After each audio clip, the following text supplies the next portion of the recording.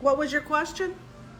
My question is, where are all the Americans that have voted for Trump? I don't see anybody standing up and saying, I'm for Trump.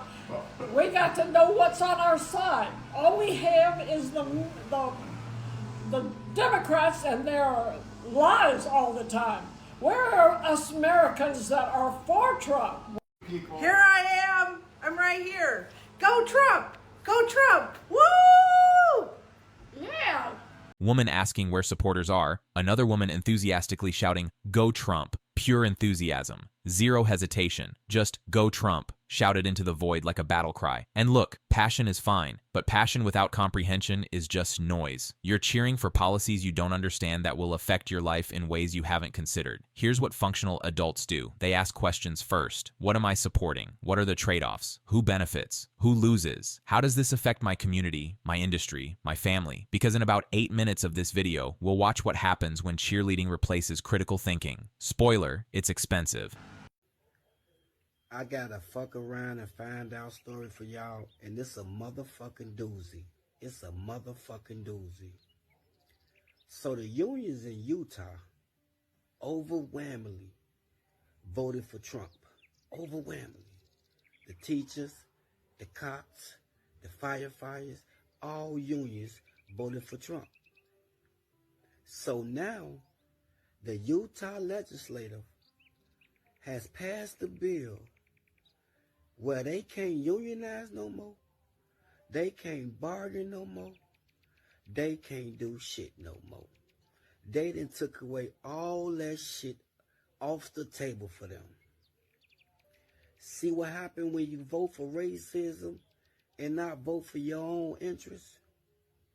This is a real fuck around and find out story. Now they protesting, standing in front of the building talking about they ain't tell us we was gonna do this and all that. No. See, y'all wanted to vote for racism. Utah unions voted for Trump, then lost their collective bargaining rights. Teachers, cops, firefighters, all voted overwhelmingly for the same party that's been trying to destroy unions for 40 years. And what happened? Utah legislature stripped their bargaining rights. Just gone. Now they're protesting with signs saying, they didn't tell us this would happen.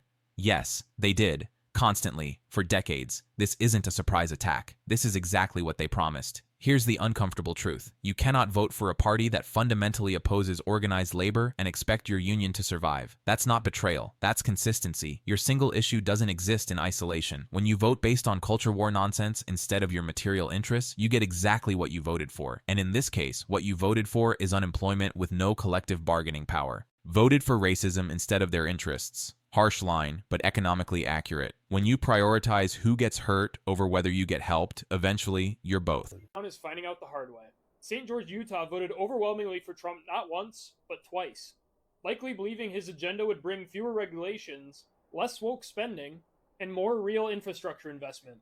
But instead, their city just lost almost $88 million in federal funding for a critical transportation project, all thanks to a GOP law that Trump proudly signed. The money was supposed to help reconnect neighborhoods divided by the increasingly congested I-15. The highway cuts right through the city, creating daily traffic and safety concerns. But that funding vanished after Republicans targeted a Biden-era grant program, because it included goals like improving equity, walkability, and access in historically underserved areas. Even local Republican officials are calling the loss heartbreaking. The project wasn't about having any type of ideology. It was about fixing roads, building bridges, and improving the daily life of their residents. But of course, in their rush to cancel anything with the word equity in it, Republicans in St. George, Utah ended up cutting infrastructure improvements in their own community. And of course, those Republicans will say, well, we didn't know it'd affect us. We thought it'd affect everybody else. St. George, Utah lost $88 million in federal funding. $88 million vanished for roads, bridges, traffic relief, infrastructure their city desperately needed. Why? Because the funding came from a program that used words like equity and walkability. So Republican legislators killed it. Didn't matter that their own constituents needed it. The word equity triggered them more than the actual roads mattered. This is what happens when culture war theater replaces practical governance. You sacrifice real improvements improvements to your actual life because someone used a word you don't like. Here's the lesson. When federal money is available for your community, take it. Your roads don't care about politics. Your commute doesn't care about buzzwords. Your safety doesn't care which party wrote the grant. We didn't know it'd affect us. That's not an excuse. That's an admission you voted to hurt others and accidentally hurt yourself. And the craziest part is we tried to warn them, but they're too big of a... I hope that Americans realize and understand that the biggest threat to world peace right now is not the old enemy, China, Russia, etc. It's the US. The unpredictability of the Trump administration, the fact that they are clearly pushing out that old style technate imperialism where they want to take over every part of Central South America, Greenland, etc. The US is the biggest threat to world peace right now. It's not China, it's not Russia, who have always been unpredictable and have always been involved in these sorts of conflicts. It is currently the US. And I think people need to recognize that and talk about it in those very frank terms. Breaking news out of Minneapolis, where a woman was reportedly shot multiple times in the face. The mayor of Minneapolis has made a statement. He said, "I am aware of a shooting involving an ICE agent at 34th Street in Portland. The president of federal immigration agents is causing chaos in our city. We are demanding ICE to leave the city immediately. We stand rock solid with our immigrant and refugee communities." Again, this comes after a woman was reportedly murdered by ICE or DHS agents of some kind who had told her to turn around. And while she was turning around, the ICE agent or DHS agent shot her in the face multiple times, according to eyewitness testimony. Woman reportedly shot multiple times in the face by ICE agents. Federal agents allegedly shot a woman in the face multiple times while she was complying, turning around as instructed, and then gunfire. This is what unchecked enforcement looks like. This is what happens when you give agencies unlimited power. Combine it with dehumanizing rhetoric and remove accountability. We need full investigations, always, every single time. But we also need to recognize patterns. When you normalize violence against one group, you've normalized violence. Period.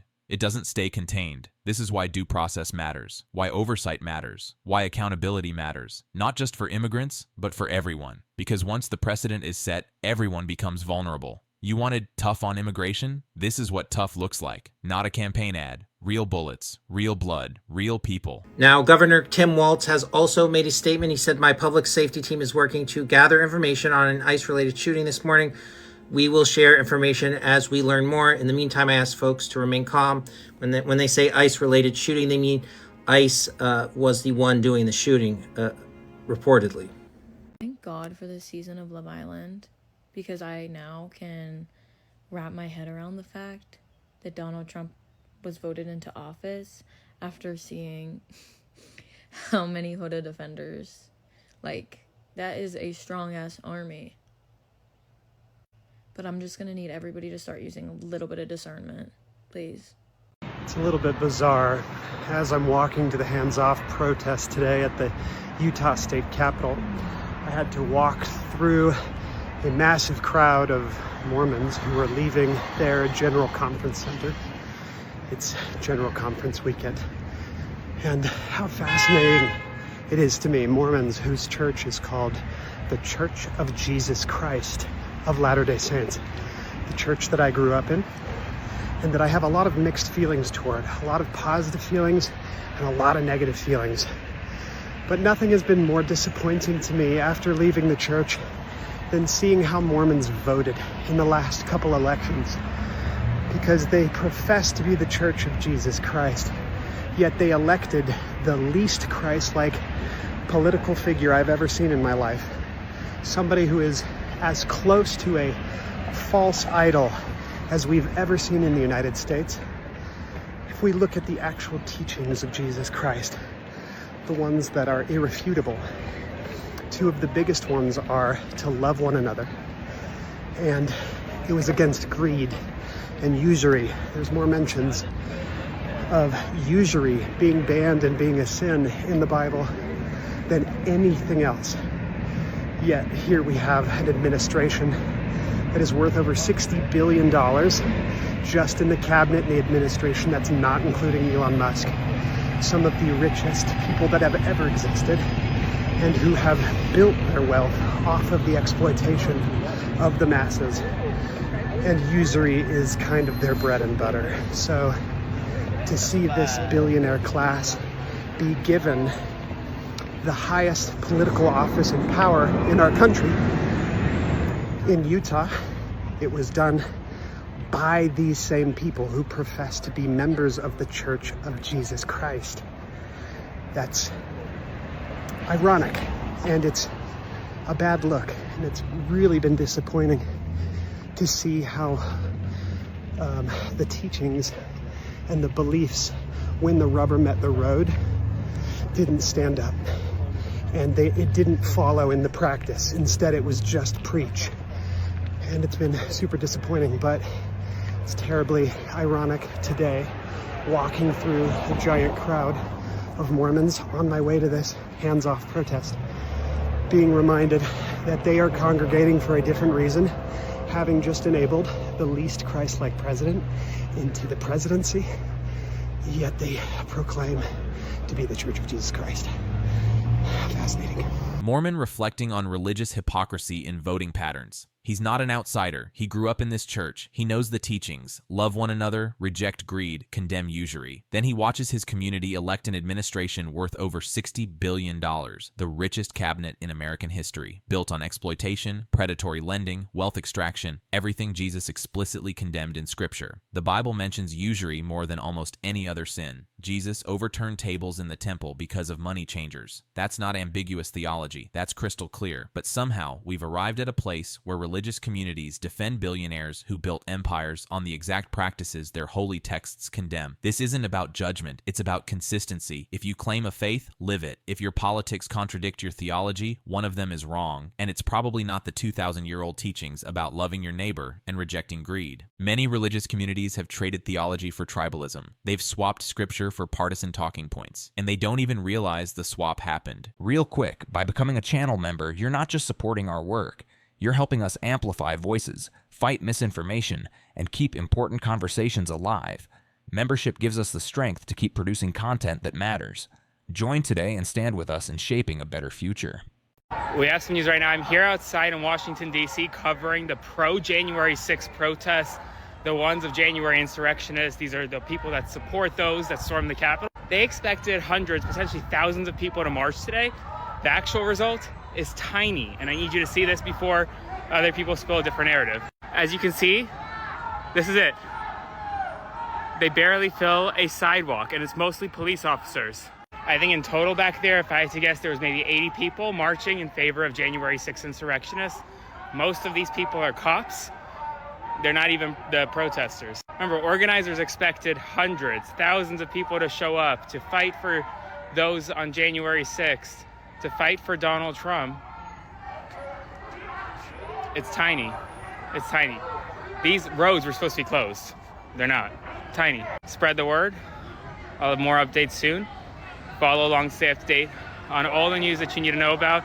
I'm keeping my distance. I'm safe, so don't worry. Pro-January 6th protest draws only 80 people expected. Hundreds, maybe thousands. Actual, 80 people. Most of them cops. The internet makes fringe movements look mainstream. It inflates numbers, amplifies voices, creates the illusion of mass support. Then reality shows up, and it's a sidewalk's worth of protesters. Don't mistake online noise for real-world movement. Don't confuse engagement metrics for actual support. Because when it's time to physically show up, not just comment, not just share, but actually be present, most people have lives, jobs, responsibilities. The lesson, the loudest voices online often represent the smallest groups in real life. When a Mormon celebrity gets exposed for being a conservative or a Trump supporter, like, I don't even know what to say besides, like, duh. Like, duh. I guess people are finding out that Lucky Smith, Nara Smith's husband, voted for Trump. And, like, guys, I don't know how to tell you this, but a Mormon man acting like a little bit fruity does not mean he's not a Trump supporter. It does not mean that. And in general, acting a little bit fruity does not mean that he's not a Trump supporter. Let that sink in. Let that sink in. Like, let me put this into perspective for you. When we saw the election results for Utah, what Utah voted for, and we saw that 34% voted for Harris, we thought that that was, like, good. We were pleasantly surprised by 34% because it was better than what we thought it was going to be. We thought it was going to be less than that. And we were like, oh, 34%. And that 34% is a majority just Salt Lake City people and ex-Mormons. It's not actually Mormons. Like, Mormons are usually Republican at least just Republicans, okay? I feel like when Mormons, like, act, like, a little bit cooler or, like, a little bit, like, different from other Mormons, people are like, oh, so you're, like, progressive. So you're progressive too, right?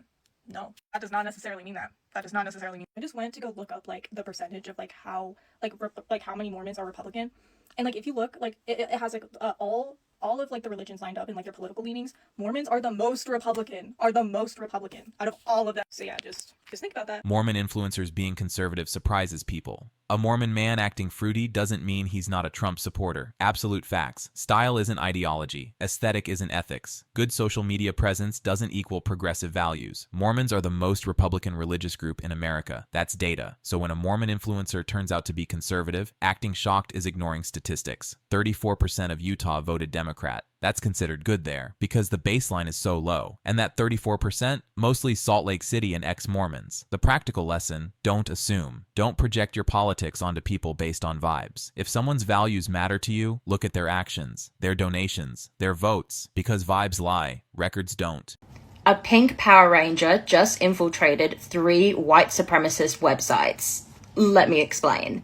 So, an anonymous activist who goes by the pseudonym Martha Root hacked into a racist German dating site known as White Date. They also hacked into a site called White Deal, which is like a racist networking site. Plus, they also hacked into a platform called White Child, which apparently matches sperm donors and egg donors. The hacker was able to obtain over 8,000 profiles, and the leaked data has now been sent on over to this non-profit group called D-Do Secrets, who hold leaked data that is being kept for the public's interests. And Martha has said the most savage things about this whole situation. So, unsurprisingly to no one, most of the users on these sites are men. In fact, over 86% of them are male users. And Martha has said that this ratio makes Smurf Village look like a feminist utopia. I mean, that's just like, mwah, chef's kiss of savagery right there. Now, this is where things somehow get even more bizarre. Just last week, Martha made an appearance at Germany's annual cybersecurity conference, and they dressed up as a pink Power Ranger, and they spoke to the audience, and during their presentation, live on stage, they just wiped out all 3 white supremacist websites. Like, this whole thing feels like a movie. And if this does not get made into a movie, this is a big missed opportunity for Hollywood. I can already see Rian Johnson from the Knives Out trilogies making this be the inspiration of his next film, because this is just mwah, beautiful. This is what I want the internet to be used for. Taking down the racists, the worst of the worst.